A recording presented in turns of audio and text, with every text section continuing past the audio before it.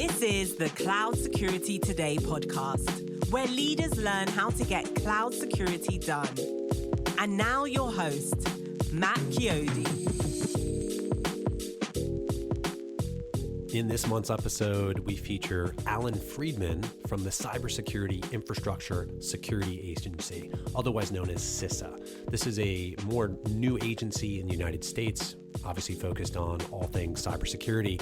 And I wanted to have Allan on specifically because he is an expert in the field of software security, and something that he's been really passionate about is the whole concept of the software bill of materials, otherwise known as the SBOM. So in this interview, we talk about all different things from the SBOM to the white paper that CISA released back in April of 23 on the concept of secure by design and secure by default. And what I really appreciated about Allan is that he has, there's nothing that's economically motivating him in anything that he is saying. He's truly a public policy expert.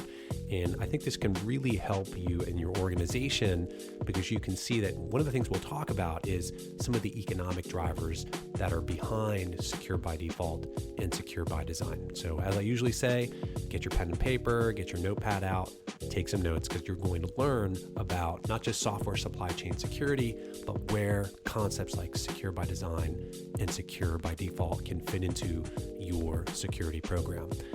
One other favor I'd love to ask you, if you love the podcast, please give us 5 stars on Apple Podcasts or wherever you listen. It makes a huge deal in terms of the reach of our program. And if you don't like it, as your mom would always say, just don't say anything, but we hope you do. Drop us a note. We'd love to hear from you.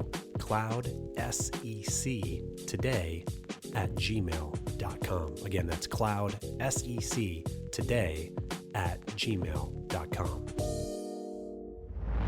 Allan, welcome to the show. Oh, thank you so much for having me. This is going to be fun.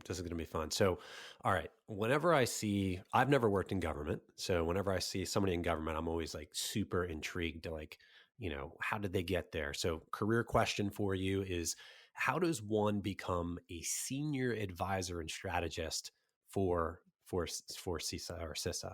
What did your career path look like? Like most of the people in the world I know who have really interesting careers, very much a random walk.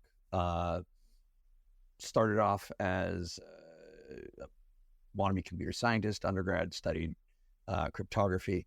Turns out wasn't good enough to write code, wasn't smart enough to write proofs.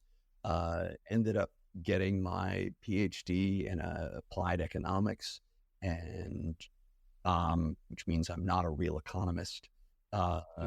Postdoced in computer science, realized, no, right the first time, still not a computer scientist.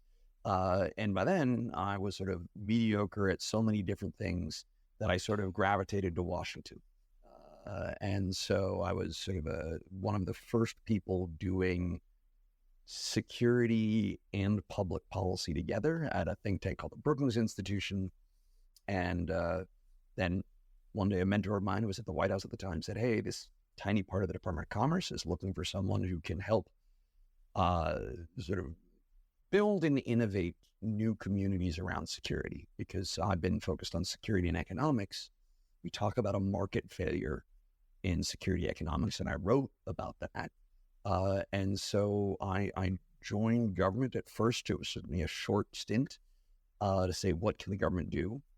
And the role that I found myself in was trying to build these communities where the government is the catalyst, but the work and the expertise comes from a huge, diverse community from around the world. And much to my surprise, I was like, oh, this is fun. And I love the mission. And so I was at NTIA for a while, working on a bunch of different things, coordinated vulnerability disclosure. I ran sort of the first public government program on let's bring together hackers and product security teams. And I did some work on IoT, and then I was in the right place in the right time to sort of encounter the concept of SBOM. It's been around for a while, but it seemed like it was the right time to pull together a community. And then, of course, Log4j happened, SolarWinds happened, and everyone was like, hey, we don't know what's in our software. And so I moved over to CISA to help make that a bigger issue. So I think of that as sort of, almost the corporate acquisition model going from startup to the bigger agency. What does your typical day look like? I get to have a lot of fun. One of the things we do is we run public working groups, or we help facilitate public working groups on, all these different topics that are relevant to SBOM. How do we share them? How do we promote adoption? How do we think about what SBOM means for cloud? I meet with a lot of companies, especially small companies. One of my favorite parts of my job is talking to startups. I can't buy things, but I always want to hear what people are engaging in. We work across the other government. So my day-to-day is basically spent on video calls, but a very rich community. Everyone from, small open source projects to, joining calls with senior folks at DoD to talk about what implementation of various things look like. That is fascinating. So that is interesting. And, now a couple other questions have popped in my mind, but what have you found most rewarding? And obviously I know some of what you work on, you can't talk about, otherwise we'd have to neutralize our entire audience. So we don't want to have to do that. So, but what have you found most rewarding? I mean, any specifics would be fun. It's a little bit of a cliche, but what I love is that the work around software supply chain transparency and SBOMs really has been a community effort.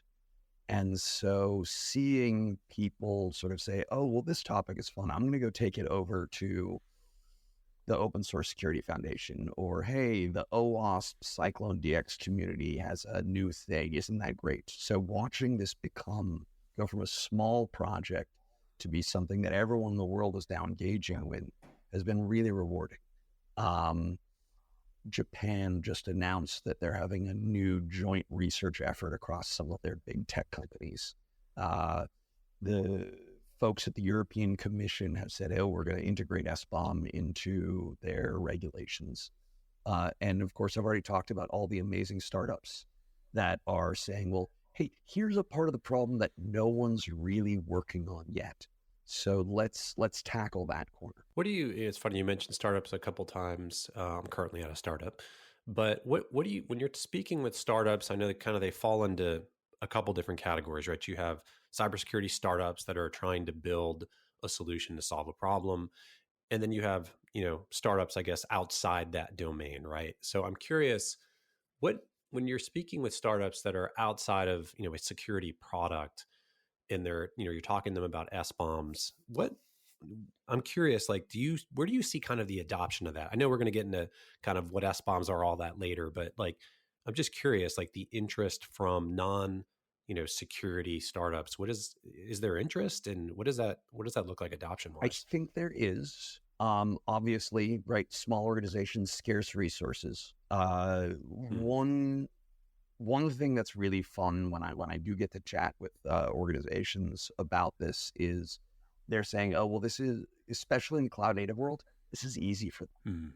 Right. The SBOM world started off, we were all at the same starting point, which is there were a bunch of people kind of interested, but no one was doing it the same way. And today, really 5 years later, since, the government got involved, there's such diversity of where we are, right? People who make legacy OT systems, or just yesterday I was talking to some folks from the airport who have to maintain the F-16. That's a legacy system.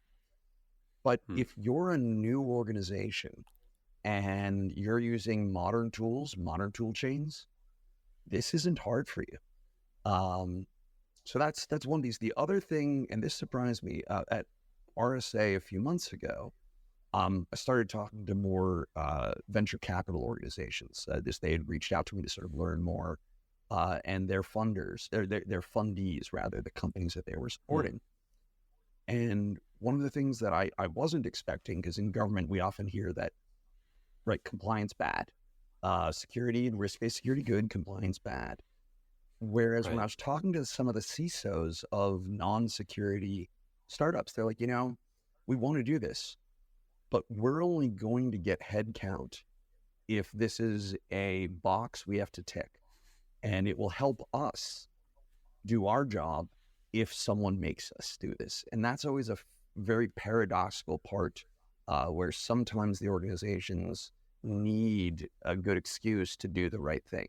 Absolutely. Yeah, I've seen that in not all businesses, but a lot of businesses where it's like, if there's a regulation that requires it, of course, we have to do that. But beyond that, boy, you really, really have to make a strong business case. So sometimes it is nice to have that to point to, saying like, we have to do that. And so I want to be clear, sure. right? We're not gung-ho advocating for across the board regulation, but it is one of those things where we try to keep that in mind of what are the incentives that drive change. So back in April of 23, CISA published a white paper called Shifting the Balance of Cybersecurity Risk, Principles and Approaches for Security by Design and Default. And in there, it talks about a number of different secure by design tactics, such as memory safe programming languages, parameterized queries. Let's talk a little bit. A lot of times when I read these things, there's a lot of theory in them, and I'm like, oh, wait a second, what does this look like in the real world? So maybe if you could give us a real world example or a case study where some of these principles have been applied to strengthen a system's security. Sure. So first, I'm really excited to be part of the sort of secure by design and secure by default effort. We try to sort of, in shorthand, it's SBD2, because it's they're important complements where things out of the box today aren't secure. How do we move towards that approach? And I will also be honest. I've heard, the term secure by design has been around for a long time, and I've never liked it. It's a little bit like the old joke of the hot air balloonist who gets blown off course and shouts down, hey, can you tell me where I am? And someone shouts out, you're lost. It's not wrong. It's just not actionable. And what we try to do with this vision is start with an acknowledgement that it is bananas that software that we use and pay for still delivers with it not just the occasional vulnerability, but very real risks that require massive investments from customers. So what do we do about that? And we identified a couple of things. One of the prominent long-term visions is based on some analysis from the CVE data set, the set of vulnerabilities that we all know about. Found out that a massive percentage, and we can talk about the metrics and the methodology about how you measure it, but we'll say more than half of all known vulnerabilities come from memory issues. And so one of our goals long-term is sort of push how do we get memory safe languages into the world? Another of these issues is logging, where there are a bunch of log details that aren't included by major organizations that would actually give them real and actionable threat intelligence. And many folks may remember in July, there were some concerns. There was some about one company in particular, Microsoft, sort of having, you had to pay a little extra for logs. And indeed, That's right. I want to call out one of my partner government agencies, the Department of State, which was paying for these extra logs. And because of that, was able to find a pretty serious ongoing attack that, as of when we're talking, we're still learning about it. Now, CISA had been talking with major tech vendors for a while about how do we make security relevant logs more available and part of the basic support model. Because again, organizations may not pay for it without a clear vision of what's going to do it. So but I'm already paying for support. So let's talk about making them, again, the default. And we're really excited that Microsoft announced that they are going to be making more of these security relevant logs. And this is where CISA had been working with them and other partners had sort of had a collective collaborative conversation about which ones, right? Obviously, you don't want to flood someone with every single bit from your net flow, but what are the things that actually allow actionable intelligence? And in fact, the Eric Goldstein, who's the executive assistant director, he's the cyber in CISA, wrote a blog post publicly saying this is when tech vendors make important logging information available for free, everyone wins. I love that. And that's certainly something that we have been talking about for years. And it's almost, it's almost a security tax, right? That's on a lot of products, which is, even let's talk about something even maybe more basic. When you look at a lot of, for example, SaaS subscriptions, if you want single sign-on, right? If you want SAML capabilities, guess what? Sometimes there is a massive upcharge. In fact, if you go to, there's a website, sso.tax, you can actually see it's like a wall of shame where I don't know who the guy is who created it, but somebody created it, and it shows just some of the exorbitant charges to go, what should be basically, a seatbelt, and they're charging a massive price for it. So I think this kind of fits right along into that same thing. And Matt, your analogy of the seatbelt is something that's been a strong inspiration for the whole CISA team. Is right, this model of car safety, automotive safety, took a non-trivial amount of time to go to be adopted. And once it was a massive support. It was a driver of new products. Why should I upgrade? Why should I buy a new car? Well, this one has all the latest safety features, because it turns out at the end of the day, people do care about their families and they do care about their organizational security. But we just need to sort of make that the default path and the designed in path. It's in retrospect, I think that was in the 1970s that NTIA made basically seatbelts a requirement.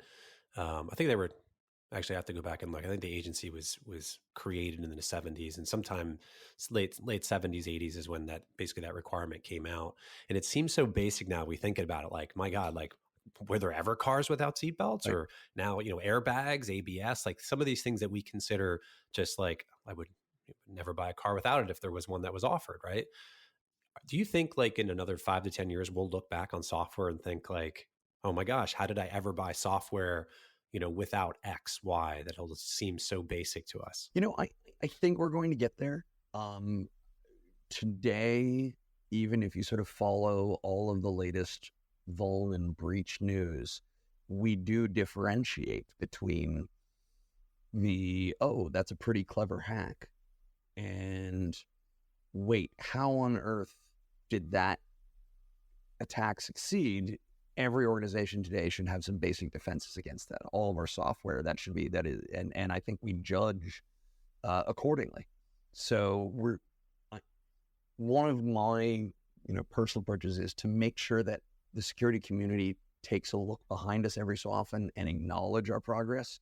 It's still a dumpster fire, but I spend a lot of time focusing on software supply chain. And I think one of the reasons why we are now focusing on software supply chain is because that has become a much more dangerous attack surface, in part because threat actors don't have an easy time getting through the front door today, whether you're attacking products or you're attacking organizations. Don't get me wrong, security is still terrible, but it is lots of the things that used to be slam dunks aren't anymore from an attacker and from a red team perspective. So we touched on this right at the beginning of the podcast, but the whole concept of the SBOM, or the software bill of materials, that's something that has gotten fairly popular in terms of what I see on LinkedIn and just when I'm speaking with customers, and it's also strongly advocated in the white paper. So I think I've seen some people talk about it as if it's a silver bullet. It's going to solve everything. So I know this is a personal thing for you. So maybe walk us through, first off, what is the SBOM? And then what are some misconceptions around it that you typically hear? So I keep a pack of Twinkies on my desk as a reminder that if you go to the store and you buy anything that you're going to feed your family, it's going to come with a list of ingredients. And why do we expect more transparency from a non-biodegradable snack than we do from the software that runs our organizations, our critical infrastructure, our national security systems? And so that's the concept. I will say, never a good idea to disagree with the podcast host. I haven't seen people say SBOM is a silver bullet. What I have heard is people say, other people are saying SBOM is a silver bullet. And I always like to say, the SB in SBOM does not stand for silver bullet. It's not supposed to solve all of our problems. And in fact, let's go back to that list of ingredients analogy. Will a list of ingredients by itself prevent someone in your family from having something that they're violently allergic to? No. Will it by itself keep me on my now a distant memory 2023 diet? Nope.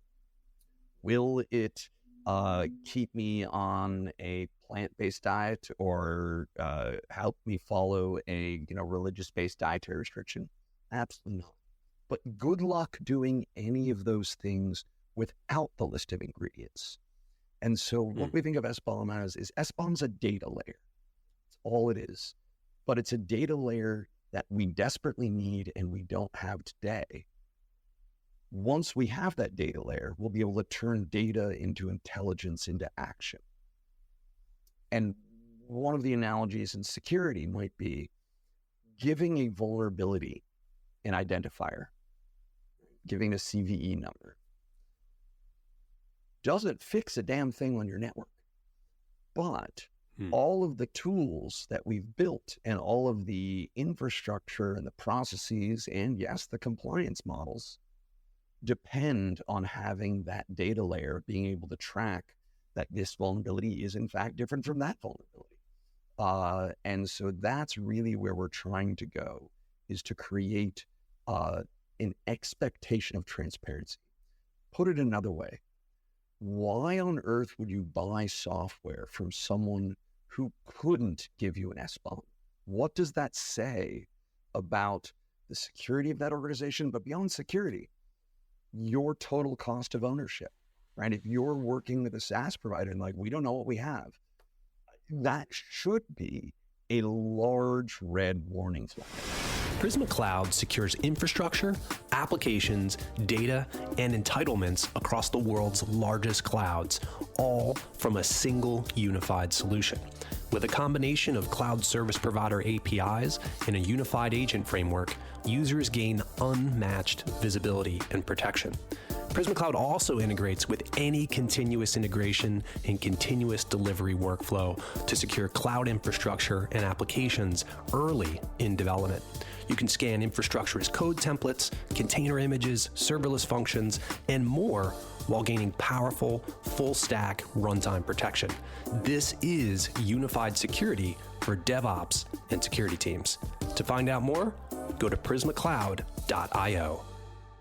So if we think about, in my view, I guess the first time an SBOM kind of came onto my purview was sometime shortly after the whole SolarWinds attack, is where I think people really started to think about, or at least, a more broadly, software supply chain security. That, to me, that was a big one, right? In a scenario like that, would if there was an SBOM available, would that have helped? How would that have helped if there had been for that software? Great question. And that was actually one of the things that immediately after SolarWinds we heard, which is, hey, would an SBOM have prevented this? And we always try to be very, very clear. No. Right. The nature of the attack was the adversary compromised the actual tools that was used by a company. Now there's a but. All of the things that we know we're going to need to prevent this kind of attack, or at very least to detect it in real time, start with this idea of transparency of your supply chain. So it is a necessary but not sufficient condition. And in fact, when you talk to Tom, the CISO of SolarWinds, right, he'll also, right, he's backing up. We've been on panels together where, all of the things we've built SBOM was critical, was essential, but we also are aware that, we built other tools that rest on that data infrastructure that help map to it. The other thing I'll say is SBOM, I think, is the first major idea of a software development artifact where there's a thing that you can show how it was generated and you can pass downstream to your customers or to a government that says, this is what I have. Moving forward, I think we're going to see lots more artifacts. Right now we have a great discussion, and NIST has a wonderful document called 800-218, which is the Secure Software Development Framework. And it helps anyone sort of get a handle on secure software development. Here are all the pieces. But what it doesn't have is, and here's how you prove to someone else that you have them, right? Oh, that's the challenge. It's the danger of process standards. Process standards are great, but they're hard to comply. So SBOM is the first piece. Moving forward, I think we're going to see more pieces of that kind of work where your tools themselves will be able to securely generate artifacts that you can use for your risk management and that you can work with your customers. And a lot of this, there's a lot of great work happening in the Cloud Native Computing Foundation and other work, many of your listeners will be familiar with something called InToto, which is starting to sort of piece together all those. It's been exciting to see that go from pure research, right? It started off with some folks from NYU and Purdue, and now we're starting to build that into advanced, very modern projects that are well-funded. And I think over time, you're going to see more and more organizations using artifacts, not just SBOMs, and pretty soon it's going to be expected. But we've got some kinks we need to make sure things can scale first. You mentioned that, we were talking about the white paper and some of the secure by design tactics. We talked about memory safe programming languages. When we think about this in relation specifically to the cloud, you mentioned that, when you're talking to startups or companies that are cloud native to start with, right? They're building in the cloud, they're using containers, serverless, they're using, composable architectures, right? Using things like Terraform scripts and whatnot. You said that it's much easier for them, right, to be able to generate things like SBOMs. Where does like kind of that, with SBOMs, memory safe programming languages around cloud, like, I guess my questions are, what are examples of memory safe programming languages, and where does this all come together with the SBOM? Like, how does some of those help us to understand how that comes together? That's a fun question. So again, a lot of what we're trying to do with Secure by Design is help shift the community towards the modern tools that we already have, right? A lot of this stuff won't require inventing new things, right? The government won't have to sort of hey, let's have some modern programming languages that are memory safe and really good fits for the cloud native world, because we have them, right? Really, when we talk about the dangers of a lack of memory safety, we mean C. The cloud native world has relatively little C. There's some, and especially as you move into the containerized world, and that's where Rust comes in. So Rust is fantastic. It's meant to be understandable and accessible by C engineers, and it comes out of a lot of the community, but it has a lot of great safety properties. And a lot of our early attention has been on, well, how do we push this into critical infrastructure, stuff. But I think we're going to see a lot of this into the cloud native world. And of course, Golang and Python and other things that are actually used by cloud engineers are memory safe today. And so I think, drifting away from Rails and such is everyone knows that we have to get there eventually. But we have a lot of the modern tools and tool chains that already have this built in. And so how do we help people make white that switch, give them the excuse of saying, hey, this is now, we're going to declare this officially tech debt and give you the aspiration of making it secure by design. And then it becomes a matter of how do we actually go from this aspirational vision to getting organizations to invest in it. So the white paper, it talks about some of the common misconceptions with secure by design, secure by default principles. From your experience, maybe if you could share, some more misconceptions, how you address them, what have you found? The right one is just the expectation that we're looking for perfect security, and right, everyone is aware. Once you spend some time thinking about the philosophy of security, that's simply not acceptable. And so that has driven us towards resiliency. So that's a big piece of it. And resiliency is one of these awkward terms where everyone knows it, lots of us use it, can't really quite define it. And mathematical modeling of resiliency is a really interesting field, but very tricky and hard to map to software engineering. So what are the resiliency pieces that we want? Well, things like vulnerability disclosure policies, making sure that you have the ability to manage that. Things like actually having declared vulnerabilities for SaaS applications. Too often we fix a flaw, but there's no documentation. There's no way to track it to sort of figure out, do other people also have this flaw? And of course, going back to, my favorite topic of SBOM, where making sure that not just the suppliers, but maybe the downstream customers as well have an idea of what's in a piece of software so that we can better respond when new risks emerge. So you mentioned the vulnerability disclosure programs, something that has had quite an emergence over the last couple of years. If you think about your career maybe over the last 5 or so years, is there any kind of memorable incident or anything that kind of stands out that would maybe underscore the importance of vulnerability disclosure programs, specifically as it relates to software supply chain security?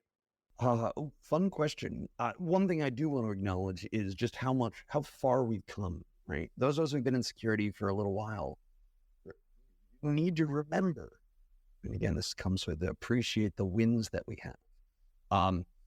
Pretty recently, this was still a red hot topic, both inside the U.S. government, industry, the hacker community. No free bugs was definitely a famous declaration from DEF CON. We're not going to give anyone free bugs. Even in the research world, there was some discussion of, is it better just to drop ODay publicly or should you work with it? And now this is not just seen as good practice, but we have senior government officials, again, not just the US, UK, Australia, Europe, France, publicly thanking security researchers as a community for the role that they play in securing all of software. The Netherlands also been a great leader in this space. One story that I think is quite interesting that's also relevant to software supply chain is the Ripple 20 bug, which is a series of vulnerabilities that were found in a TCP library called Trek that is used in a huge number of IoT devices and embedded systems that are used in critical infrastructure. That was found in 2020 by an Israeli company named JSOF. And one of the things they had to do is they had to say, well, we want to figure out who has this. We want to do the right thing of disclosing to companies that might be affected before we give our black hat talk. And they had to go on LinkedIn and look for anyone who was bragging. They paid for like the special LinkedIn subscription so they could find anyone saying, oh yes, I have experience with Trek IP. Look at where they worked and try to do some guesswork of, okay, And so they did some disclosure to some major manufacturers that they would only know about because of OSINT work, essentially. So this is how a lot of these issues are tied together, where you want to be able to sort of tell people that there's a risk. You want to be able to do so in a coordinated way, and you need the data to help you with that. And so we're tying together, good security, good resiliency, and good data all together to sort of make it easier and cheaper to do the right thing. I'm going to throw you a little bit of a curveball here. So I don't know if you've read the book by Nassim Taleb, Antifragile. I'm not sure if you're familiar, if you've read that or not, but familiar with Taleb, haven't read that book. Yeah. Okay. So the whole concept of antifragility is that, this kind of popped in my head because you were talking about resiliency and all that. And the concept with antifragile is our systems that get stronger with certain stressors, right? Not extreme stressors, but just certain stressors. The human body is a great example of an anti-fragile system, right? It's good if I go out for maybe it's not good for all of us, but you go out for a 2-3 mile run, right? It might be really hard the first couple times you do it, but your system adapts, right? That is a healthy stressor. People who do intermittent fasting, that is an example of a healthy stressor that it's debatable, but it's supposed to make your body stronger, right? So that's an example. I bring this up because a lot of times we talk about in cybersecurity resiliency, right? And, that's like, I think he uses the example in the book of, like a rock. If you take a rock, you throw it against a wall, depending upon the composition of the rock, it's going to be fairly resistant, right? Depending upon how hard the surface is, all that. It's resilient, but it's not anti-fragile, right? If I throw it against the wall more and more, it doesn't make the rock stronger, generally speaking. So thinking about this, I'm trying to think about this in terms of like cybersecurity and where, concepts like secure by design, secure by default. Do you think it's possible that we can get to a point where, you hear a lot of vendors talk about, self-healing and all that kind of stuff. I think that was Cisco's thing, like the self-healing network, like a decade ago, right? Do you think it's possible we can get to a point where we can truly develop systems that are anti-fragile in some way, meaning that they actually get stronger from maybe not the extreme, super focused nation state attacks, but from some of those lower ones? Do you see any of this as potentially building towards something like that? I think we can, and there are a couple of examples. Right, of course, one of the challenges we think about antifragility, and Taleb has talked about this in some of his other writings, is the notion that having resiliency and antifragility often requires a certain amount of redundancy. And we know that redundancy costs money. And organizations have gotten good at efficiency for some things. And one of the things we need to do is sort of underscore the efficiency of security as well. So one of the things as you were talking, or that came to mind, that's in the secure by design model, is right now we have the common practice for shipping software or starting to use a major cloud product and integrating in my organization is, here it is, and then here's some ways you can make it more secure. And that doesn't lend itself to good organizational responses.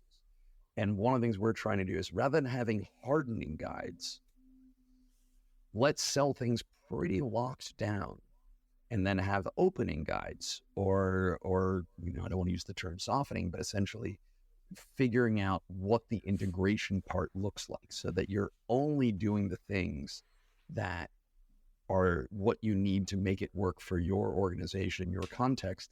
And each of those is a conscious decision, is an active decision by an organization to say, yes, we're turning this piece off. And so now you can have an organization that can document that. You can build that into your processes. I think that's interesting because for so long it has, and maybe this is because, software, even as an industry, if you think about, other industries, it's still pretty new, relatively speaking. And I almost feel like we started out by making things not secure by default on purpose because we wanted to encourage usability, right? We wanted to have usability. We wanted to encourage adoption, right? So there's some economic drivers behind that. I'm wondering if just, part of this effort is in terms of what you guys are doing at CISA and just in terms of market maturity and expectations, if that's going to shift now, because I don't think we necessarily have to do as much encouraging. People know, it doesn't matter what age you are now. I think people understand like technology's here. It's not going anywhere. The internet's no longer this like new thing. And it's almost like from a software vendor perspective, usability will always be there. The economic driver will always be there. But I think the expectations are what is shifting in terms of like, look, I understand there's going to be trade-offs, but when it comes to security, I understand that maybe there are some things from a usability perspective that I may need to give up initially. So I'm just curious if that kind of fits with what you guys are hearing and what you guys are looking at. I think you're channeling a lot of the spirit that was built into this effort. Is the idea that we do need to have some reorientation around what these products look like, and also how do we sort of build this into the development processes? How do we make this something that's integrated into our tools and into our behavior? One of the big challenges in broader application security right now, it's been a hot topic for the last 5 years, is, what can we do to, without changing how developers think or changing their day-to-day work? Anything we propose that says, hey, I've got a new thing for you. It's only going to be a half hour a day. Not so much. But how can we sort of build this into our processes and our tools and our data flows, starting with our data flows? So another thing that I think underscores the idea of antifragility is a notion called VEX, which is a complement to SBOM. VEX stands for the Vulnerability Exploitability Exchange. Okay, terrible name. That's my fault. I'm really bad at naming things. And essentially what it is it's a security advisory, machine readable, that can also say that a product is not vulnerable. So in the SBOM example, it's not just SBOM specific, but in the SBOM example says, hey, I'm using this library. So a naive use of the SBOM would say, you're using the library, there's a vulnerability in the library, therefore your product is vulnerable. So we want a way for the person responsible for that product to communicate, this is not affected. Yes, I'm using OpenSSL version 0.9, but I'm not affected by Heartbleed because I'm only using the pseudo random number generator, and the compiler has ripped out all the other pieces. Now, what this means is it's a way of rewarding an organization that actually has a good product security team that has said, okay, there's a vulnerability. Does it affect our product? No. Great. Let's tell our customers so they're not bothering us. That lowers our customer support cost, but also gives them the confidence that we're on top of our risks. And this can work for really any type of vulnerability. Yes, we're aware that this is an open source project that may have very few maintainers, but we can still manage we're aware of that risk as well. Facts. I have not heard of that. Is this new, or has this been out for a while? It's been around for a couple of years, and is maturing. It's being implemented in a couple of different data formats. And in fact, some people are much more excited about VEX than SBOM, especially in the short run, because an SBOM model requires some tools to consume, right? I need to be able to read the SBOM and then do the mapping and figure out what the risks are. Whereas we did a tabletop exercise with the energy sector, and they're like, the short run, what we really want is just tell us if we need to worry about a product or not. Well, this has been a fascinating discussion, and I'm just curious. You mentioned some of the working groups that you guys have at CISA earlier on. So if someone wants to get involved, maybe they're early on in their career, maybe they're very senior, they really want to dig in on some of these topics. What are some of the ways they can do this? They can get involved. Well, the email address to get in touch with us is SBOM at CISA.dhs.gov. Or I've been told that if you just say SBOM 3 times while looking into a mirror, I'll appear. No, emails have been better. It's a little awkward. So we have some open working groups that anyone from industry or academia can join. Great opportunity for a student that wants, to rub shoulders with senior people from big companies and learn about startups. 5 topics we're working on right now. One of them is this VEX idea. We're defining it both technically and in practice. The second is moving metadata around. So I have an SBOM. How do I get it to my customer? I'm a customer, I want an SBOM. Turns out that's an embarrassing obstacle. Right now, the companies that are sharing SBOMs with their customers are using portals. Those don't scale. The third group is on on-ramps and adoption. How do we communicate the value of caring about software supply chain and make it easier and cheaper to engage? So if there are any folks in marketing who want to sort of weigh in on a still pretty new project, love to have your input. We have a group that's focused explicitly on SBOM and cloud, something that, we could talk whole other session on this, which is, hey, what does it mean? And there are lots of use cases why you would want an SBOM for a cloud provider, both the people who make it, people who are about to sign a contract, what's the tech debt available, as well as operating it. But we also acknowledge that there are some new things about cloud technology, including software changes daily, hourly, minutely, microservices, the idea that different customers might get actually using different software. And then, of course, the idea that, hey, we want transparency not just for static dependencies, but for services. And what does service transparency look like? And then the last group is on tooling and how do we implement SBOM? And sort of that's the folks that are getting deep into the nuts and bolts of what this means to build an SBOM, to consume an SBOM, and making sure that we're harmonized in our expectations. So tons of work to be done.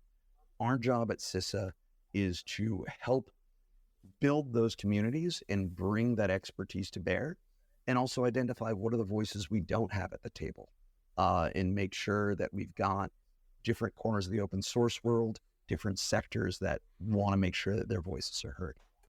So there's always so much going on in cyber. And one of the things I always struggle with is just trying to keep up with, I don't even try to keep up with the news just because I feel like that's impossible, but just, there's so much happening, for example, with, just in the space of AI where you could spend, probably 12 hours a day, right? But just in general, I'm curious for you, what's your method for staying sharp? What does your routine look like?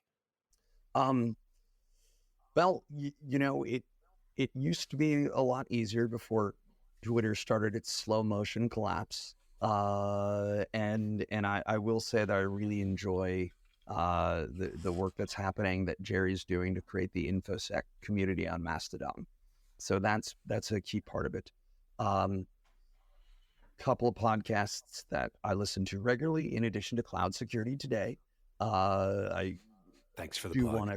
It's a very useful resource, especially because this isn't my domain. And so it lets me keep the big picture.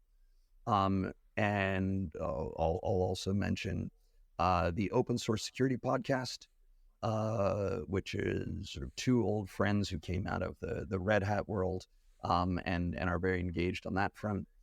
And of course, Patrick Gray's podcast, which is very embarrassing that I've forgotten. So give me a moment while I remember what the hell his podcast is called. We can put it in the show notes. Okay. I'm going to, but it's the Risky Business. It's by Patrick Gray. But one of the great things is we try to track all of these efforts as they come across. Anyone wants to know more or just stay loosely in touch with the SBOM world, you send us a note to SBOM@cisa.dhs.gov. We have a broadcast list. Maybe once a month we'll keep you updated We had a big community meeting with over 1,000 people called our SBOM-arama, where we sort of got updates from sectors like automotive and financial. We heard from governments around the world. And so we want to continue to have that kind of event as well. It's perfect. It's perfect. Well, Allan, this has been a pretty far-ranging conversation. It's been very interesting. Thank you so much for making time to come on the show. Thanks so much for having me. Thank you for joining us for today's episode. To find out more, please visit us at cloudsecuritytoday.com.